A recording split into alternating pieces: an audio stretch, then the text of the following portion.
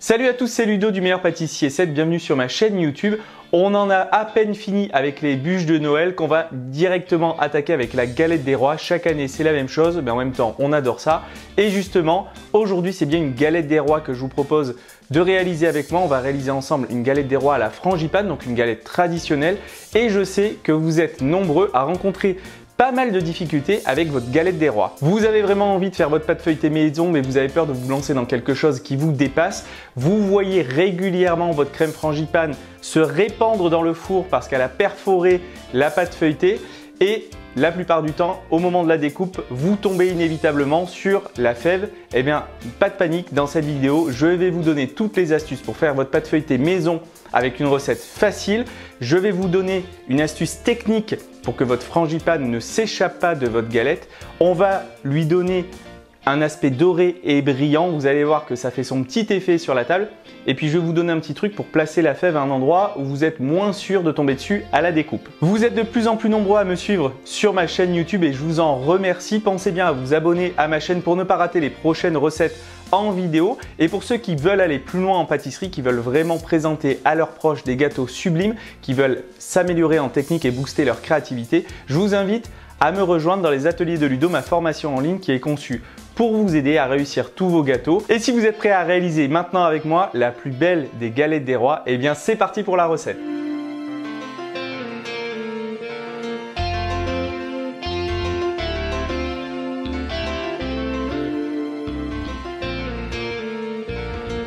Il n'y a pas de bonne galette sans une bonne pâte feuilletée et bien entendu on va la faire maison parce que c'est pas si compliqué que ça à faire. Et aujourd'hui, je vais vous montrer comment réaliser une pâte feuilletée semi-rapide, donc on va gagner un peu de temps. Pour réaliser cette pâte feuilletée maison, nous aurons besoin de deux farines différentes, de la farine T45, de la farine T55 en quantité égale, mais aussi du sel fin, un peu de vinaigre blanc, du beurre de tourage de préférence coupé en morceaux bien froids, de l'eau froide également et un autre morceau de beurre de tourage bien froid mais celui-ci entier. Pour toutes mes recettes YouTube, je vous rappelle que vous pouvez retrouver la liste complète des ingrédients juste en dessous de chaque vidéo dans la barre de description, mais vous pouvez également retrouver les recettes complètes ainsi que la liste des ingrédients sur mon blog www.presstrifric.fr. Pour réaliser la détrempe de ma pâte feuilletée, je vais verser les deux farines dans la cuve du batteur. Ici, j'utilise deux farines différentes, de la T45 et de la T55, tout simplement parce que la T55 est une farine moins raffinée, qu'elle contient moins de gluten et du coup, ça va éviter à ma pâte feuilletée de se rétracter lorsque je vais l'étaler ou pendant la cuisson. Je peux y ajouter mon beurre de tourage bien froid coupé en gros dés. Dans le commerce, si vous ne trouvez pas de beurre de tourage, vous pouvez utiliser un beurre AOP Poitou-Charentes, ça marche tout aussi bien. Et je vais mélanger l'ensemble à petite vitesse en utilisant la feuille du batteur. Je vais mélanger à mon eau le sel et y ajouter une cuillère à soupe de vinaigre blanc qui va permettre de prolonger la conservation de la pâte en l'empêchant de se piqueter de noir. Bien entendu, si vous utilisez la pâte feuilletée rapidement, l'ajout de vinaigre est complètement facultatif. Je n'ai plus qu'à verser mon mélange d'eau, de vinaigre et de sel dans la cuve du batteur en la versant petit à petit.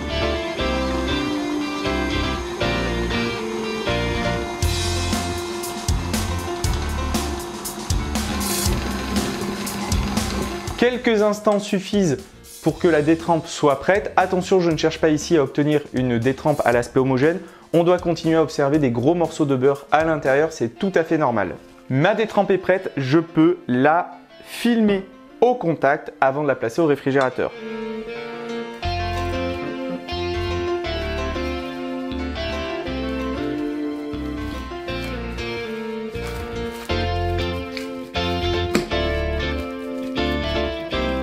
Je la place au réfrigérateur pendant 30 minutes minimum avant de procéder au tourage. Pendant que ma détrempe est en train de reposer au réfrigérateur, je vais m'occuper de mon beurre de tourage. Donc ici, j'ai 150 g de beurre bien froid que je vais venir aplatir dans une feuille de papier cuisson pour lui donner une forme plutôt plane. À la maison, si vous n'avez pas de beurre de tourage, c'est un beurre qu'on trouve uniquement dans les boutiques réservées aux professionnels. Pas de panique, vous pouvez utiliser un beurre AOP Charentes-Poitou, Poitou-Charentes ou un beurre AOP d'Isigny, ça marche tout aussi bien. C'est un beurre qui a de bonne qualité, qui sont parfaites pour réaliser des pâtes feuilletées. Je place mon beurre au milieu d'une feuille de papier cuisson et je vais venir refermer sur elle-même cette feuille de papier cuisson.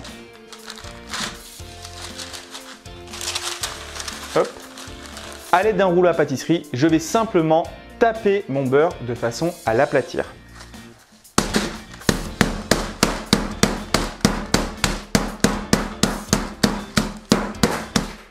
Je referme ma manche de papier cuisson pour éviter que le beurre ne s'échappe.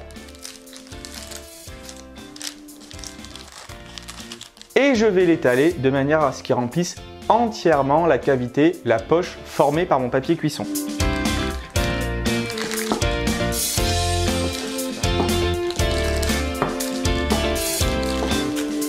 Ma plaque de beurre est parfaitement étalée sur une épaisseur d'environ 2 mm. Je peux la placer au réfrigérateur pendant 30 minutes avant de procéder au tourage de ma pâte feuilletée. Ma détrempe et mon beurre ont suffisamment refroidi au réfrigérateur, ils sont bien froids. C'est le moment le plus redouté des pâtissiers amateurs, c'est-à-dire le tourage. Mais vous allez voir, ça n'est pas si compliqué que ça. Nous ici, on va se limiter, puisqu'on fait une pâte feuilletée semi-rapide, on va limiter les temps de repos au froid. On va faire le tourage en une seule fois en réalisant un tour simple et 2 tours doubles. Vous allez voir, c'est un peu technique, mais je vais tout vous expliquer. Je commence par fariner mon plan de travail pour éviter que ma détrempe ne colle. Et je vais étaler ma détrempe sur toute la longueur de façon à obtenir un long rectangle.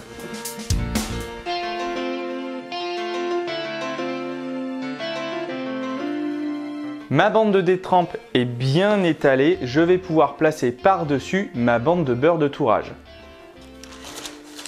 Ici, je place ma bande de beurre de tourage sur les 2/3 inférieurs de ma détrempe en la collant bien. Évidemment, je fais en sorte que les deux aient à peu près la même largeur. Je retire la feuille de papier cuisson et je peux venir réaliser le premier tour simple, c'est-à-dire que je vais rabattre la partie supérieure de la pâte feuilletée, celle qui est apparente, sur le milieu, ici en veillant à bien recouvrir ma bande de beurre.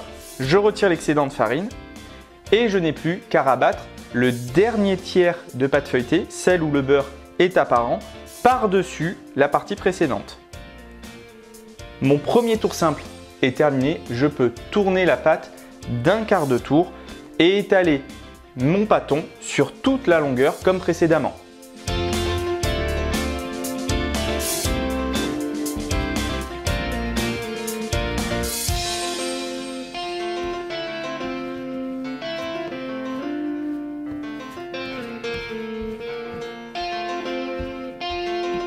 Ma bande de pâte est suffisamment étalée, je vais venir maintenant réaliser le premier tour double. Ça ressemble au tour simple, sauf qu'ici au lieu de plier la bande de pâte en 3 parties, je vais la plier en 4. Je vais simplement rabattre la partie inférieure sur le milieu, je retire l'excédent de farine et je procède de la même manière en rabattant la partie supérieure sur le milieu également. Je joins les deux extrémités, je retire l'excédent de farine ici et je n'ai plus qu'à plier ma pâte en deux.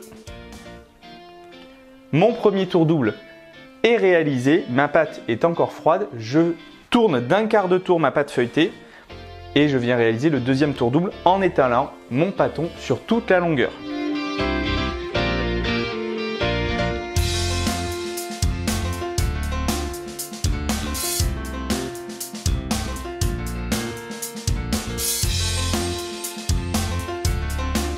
Ma bande de pâte est parfaitement étalée, je peux procéder au deuxième et dernier tour double, donc je vais la plier également en 4.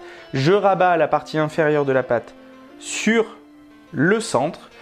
Je procède de la même manière avec la partie supérieure, je viens joindre les deux extrémités ici et je n'ai plus qu'à plier ma pâte feuilletée en deux. Et le tour est joué. Ma pâte feuilletée est prête, vous avez vu, c'est pas si compliqué que ça m'a pris simplement quelques minutes. Avant de l'utiliser, je vais la filmer au contact et la placer au réfrigérateur pendant 30 minutes à 1 heure avant de pouvoir la baisser et l'utiliser pour réaliser ma galette.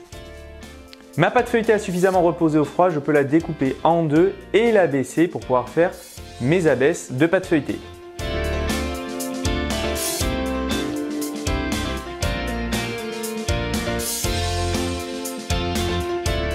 Sur un plan de travail fariné, je viens abaisser mon premier pâton sur une épaisseur d'environ 2 mm.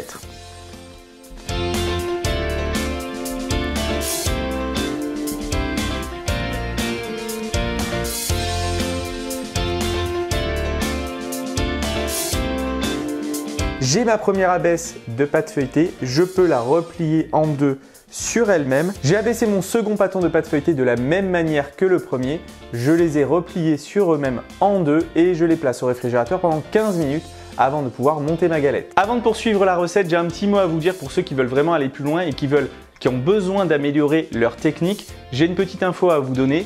Dans ma formation en ligne, vous pouvez retrouver des modules de vidéos consacrés à des techniques entières. Il y a un module entier consacré à toutes les pâtes que l'on trouve en pâtisserie, que ce soit la pâte brisée, la pâte sablée, la pâte sucrée, mais aussi toutes les pâtes feuilletées avec le feuilletage cacao, feuilletage classique, rapide, semi-rapide, au chocolat et toutes les pâtes à choux. Vous pouvez vous inscrire dès maintenant dans les ateliers de Ludo. Je vous mets tous les liens et les informations en barre de description juste en dessous de cette vidéo. Je peux maintenant passer à la réalisation de ma crème frangipane. La crème frangipane, c'est un mélange entre une crème d'amande et une crème pâtissière. Donc on va réaliser ici deux préparations différentes. On va bien entendu commencer par la crème pâtissière et pour cela, nous aurons besoin d'un peu de lait entier, de la fécule de maïs, de la maïzena, un jaune d'œuf, du sucre et un peu de rhum ambré pour parfumer la crème frangipane, mais c'est facultatif, vous n'êtes pas du tout obligé d'en mettre. Et je vous rappelle que vous pouvez retrouver toute la liste détaillée des ingrédients juste en dessous de cette vidéo, en barre de description ou sur le site www.pastrifric.fr. Vous allez retrouver la recette complète de la galette des rois. Dans une petite casserole, je commence par verser le lait que je vais faire chauffer jusqu'à atteindre l'ébullition. Pendant que mon lait est en train de chauffer, je verse dans un cul de poule mon jaune d'œuf, auquel j'y ajoute le sucre et je fouette l'ensemble sans blanchir.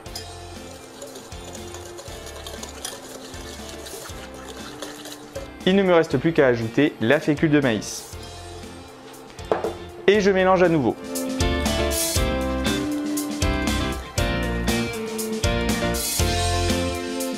Mon lait est bien chaud, je peux le verser en deux fois sur mon mélange œuf, sucre, fécule. Et bien entendu, je mélange après chaque ajout de lait chaud.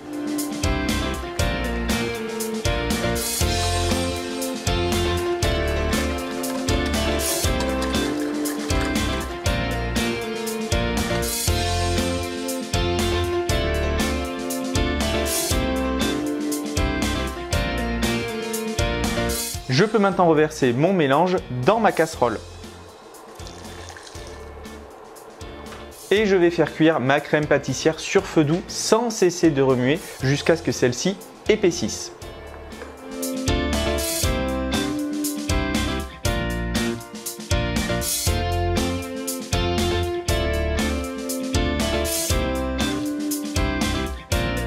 Ma crème pâtissière est cuite, elle a bien épaissi, elle a une jolie texture, je peux la retirer du feu. Pendant que ma crème pâtissière est encore chaude, je peux y ajouter mon dernier ingrédient, celui qui va apporter une petite touche, une petite note de saveur supplémentaire, c'est le rhum. Ici j'utilise un rhum ambré, l'équivalent d'une cuillère à soupe dans la crème pâtissière encore chaude, comme ça une partie de l'alcool va s'évaporer et de toute façon l'alcool va s'évaporer à la cuisson de la galette lorsqu'elle va être dans le four. Je l'ajoute et je mélange jusqu'à incorporation complète.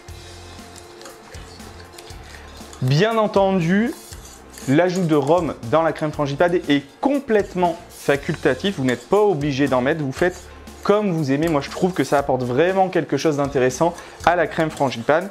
Mais encore une fois, c'est complètement facultatif. Je n'ai plus qu'à placer ma crème pâtissière sur un film alimentaire et je vais la filmer au contact pour la laisser refroidir.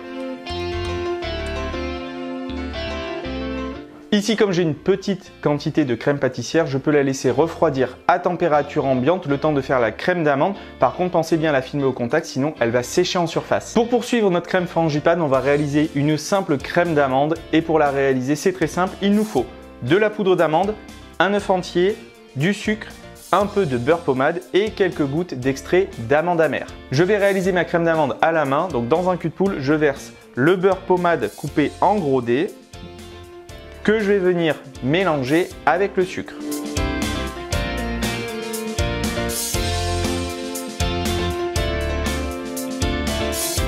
Mon mélange est homogène, je peux y ajouter l'œuf entier.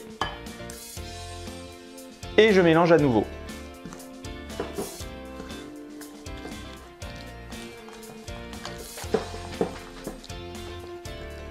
Il ne me reste plus qu'à ajouter la poudre d'amande Et pour accentuer un petit peu cette saveur d'amande, je vais ajouter quelques gouttes d'extrait d'amande amère. Attention, n'abusez pas sur cette préparation parce que c'est vraiment très très fort.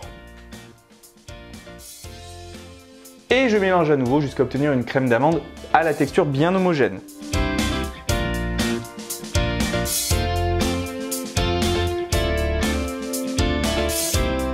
Pour réaliser ma crème frangipane, je vais simplement ajouter ma crème pâtissière revenue à température ambiante à ma crème d'amande et mélanger l'ensemble jusqu'à avoir une crème à la texture bien homogène et bien souple.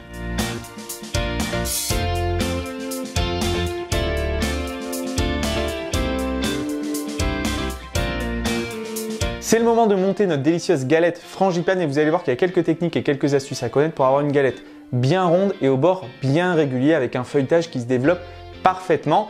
Et je vais vous donner une petite astuce pour éviter que votre frangipane, votre crème frangipane ne s'écoule pendant la cuisson au travers de la pâte feuilletée. Vous allez voir que c'est une petite astuce toute simple mais qui va vous éviter bien des catastrophes. Je viens disposer ma première abaisse de pâte feuilletée sur une feuille de papier cuisson. Et à l'aide d'un cercle de 20 cm de diamètre, je vais venir réaliser une empreinte légère sur la pâte. Ça va me donner la limite à ne pas dépasser pour pouvoir pocher ma crème frangipane. J'appuie très légèrement, simplement pour marquer la pâte. Attention, je ne cherche pas ici à la sectionner. Il ne me reste plus qu'à pocher ma crème frangipane à l'intérieur du cercle marqué. Pour cela, j'utilise une poche à douille munie d'une douille lisse de 16 mm et je vais pocher en colimaçon en partant de l'intérieur vers l'extérieur du cercle.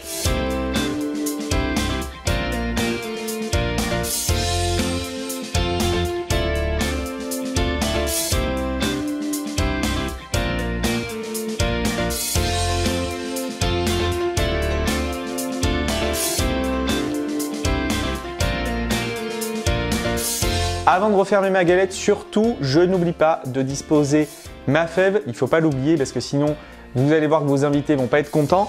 Pour placer la fève, évitez de la placer au centre de la galette. On va la placer le plus à l'extérieur possible en l'enfonçant dans la crème frangipane.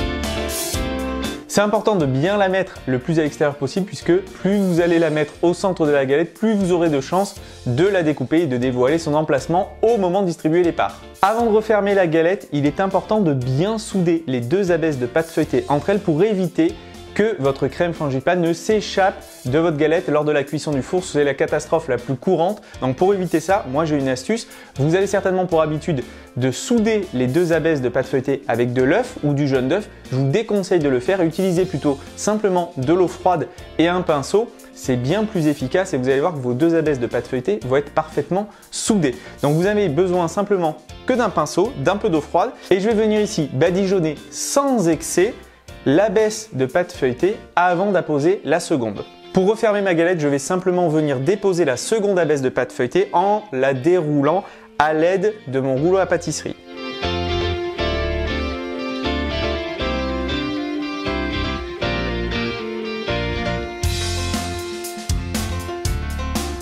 Avec mes doigts, je vais venir souder délicatement les deux abaisses entre elles en veillant à bien encercler ma crème frangipane. Et évidemment, je fais en sorte de chasser les bulles d'air éventuellement piégées entre la crème frangipane et l'abaisse de pâte feuilletée. Avant de pouvoir donner à ma galette sa forme ronde définitive, je vais la placer telle quelle au congélateur pendant 20 minutes environ pour pouvoir détailler une galette bien ronde aux finitions parfaites.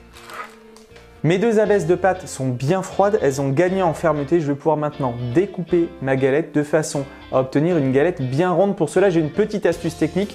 Je vais utiliser un cercle à entremets de 24 cm de diamètre comme repère que je viens déposer autour de ma galette de façon à ce que ma frangipane soit bien centrée. Et de la même manière que précédemment, je vais venir appuyer légèrement pour réaliser une marque dans la pâte feuilletée. Attention, je ne cherche pas à sectionner ici les abaisses de pâte feuilletée avec le cercle comme un emporte-pièce parce que dans ce cas-là, je vais écraser le feuilletage sur les bords et celui-ci ne développera pas la cuisson. Donc je vais vraiment découper le feuilletage par la suite. Ici, je viens marquer légèrement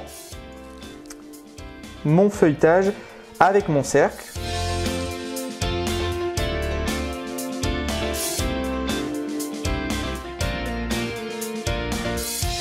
Et pour permettre au feuilletage de se développer correctement sur les extérieurs, je vais venir découper ici la pâte feuilletée avec une lame de couteau bien aiguisée ou en utilisant comme moi ici un scalpel ou la lame d'un cutter.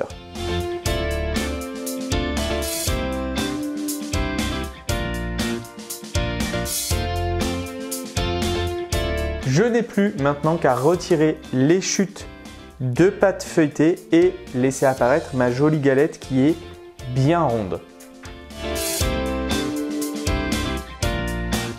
Surtout, ne jetez pas les chutes de pâte feuilletée. Vous avez vu, il y en a beaucoup, on va les réutiliser. Chaque année, vous me demandez ce que vous pouvez en faire. Et j'ai trouvé une petite idée de recette sucrée assez facile et je suis sûr que vous allez l'adorer. En attendant, congelez ça et vous allez les ressortir lors de ma prochaine recette en vidéo. Avant de passer au four, ma galette doit être dorée et rayée et vous allez voir que pour lui donner une jolie dorure bien brillante, j'ai une petite astuce. On ne va pas seulement la dorer à l'œuf, on va utiliser du jaune d'œuf auquel on va venir rajouter un petit peu de crème liquide entière. Je vous rappelle que vous allez retrouver tous les ingrédients, toute la liste des ingrédients en barre de description juste en dessous de cette vidéo et vous allez voir que cette dorure va vraiment lui donner un côté brillant qui va être super. Pour préparer la dorure, c'est très simple. Je verse un jaune d'œuf dans un petit bol auquel je viens ajouter ici 2 g de crème liquide entière.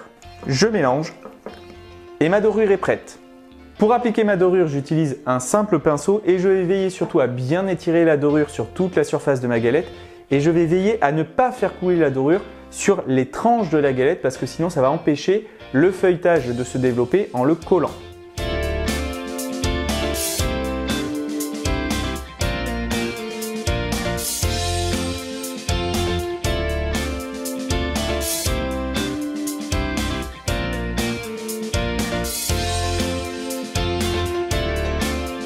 Ma galette est parfaitement dorée, j'ai appliqué une couche fine et homogène sur toute sa surface. Je peux maintenant la rayer avant de la passer au four. Pour rayer votre galette, faites appel à votre imagination, tout est possible. Vous pouvez utiliser un simple couteau et réaliser les dessins que vous voulez. Moi, pour faire quelque chose d'un peu plus fin, je vais utiliser un scalpel. À la maison, vous pouvez utiliser également la lame d'un cutter.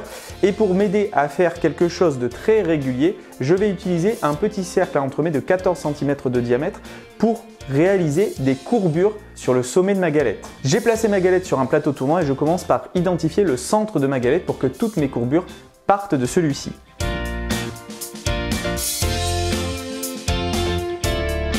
Pour réaliser la première courbure, je m'aide de mon cercle que je viens disposer ici en le faisant passer par le centre de la galette jusqu'au bord. Je fais une sorte d'empreinte que je vais suivre avec mon scalpel. Surtout si vous utilisez un scalpel, veillez bien à ne pas l'enfoncer trop profondément dans la pâte. On ne cherche pas ici à l'entailler complètement, mais vraiment à faire une légère incision pour que le feuilletage se développe très légèrement à la cuisson.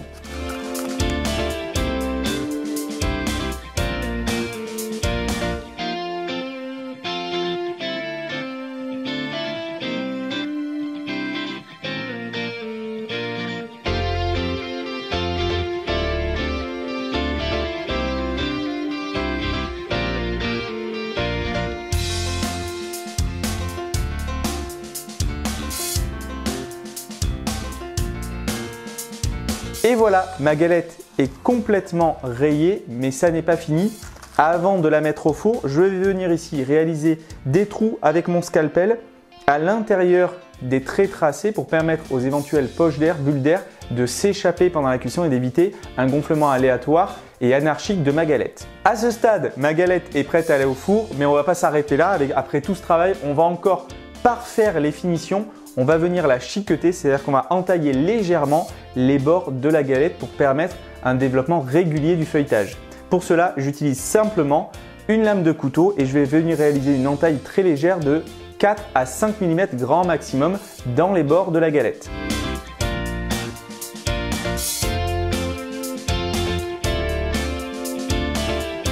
Ma galette est maintenant prête à partir au four. Elle va cuire dans un four préchauffé à 230 degrés et une fois enfournée, je vais abaisser immédiatement la température à 190 degrés et je vais la laisser cuire tranquillement pendant 40 minutes. Vous allez voir gonfler votre galette, c'est magnifique.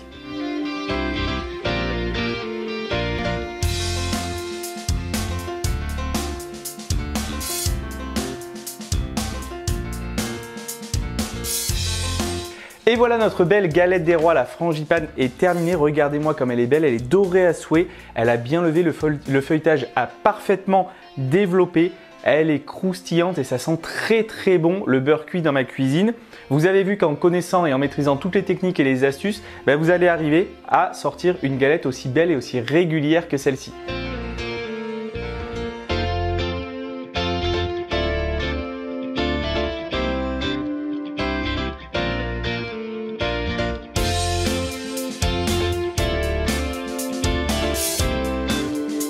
Maintenant, vous savez tout sur les secrets d'une galette des rois parfaite. J'espère vraiment que vous allez refaire cette recette à la maison. N'oubliez pas de faire des photos et de les poster sur les réseaux sociaux en me taguant. Je viendrai y faire un tour, liker votre publication et lâcher peut-être un petit commentaire. Pensez à liker cette vidéo si vous l'avez aimée. Abonnez-vous à ma chaîne YouTube pour ne rater aucune de mes prochaines recettes en vidéo. Vous avez tout le mois de janvier pour tirer les rois et faire autant de galettes que vous voulez. Donc entraînez-vous encore et encore jusqu'à la réussir parfaitement. En plus, on peut facilement varier les recettes. Vous pouvez mettre des zestes de citron ou d'orange et même des morceaux d'orange confite à l'intérieur. Ça va permettre de varier un petit peu les plaisirs et pourquoi pas remplacer la poudre d'amande par de la poudre de noisette dans cette galette. Vous allez voir, ça va être sublime. Je vous rappelle que pour ceux qui veulent aller plus loin, vous pouvez rejoindre à n'importe quel moment ma formation en ligne, les ateliers de Ludo. Vous retrouvez toutes les infos et les liens d'inscription juste en dessous de cette vidéo en barre de description.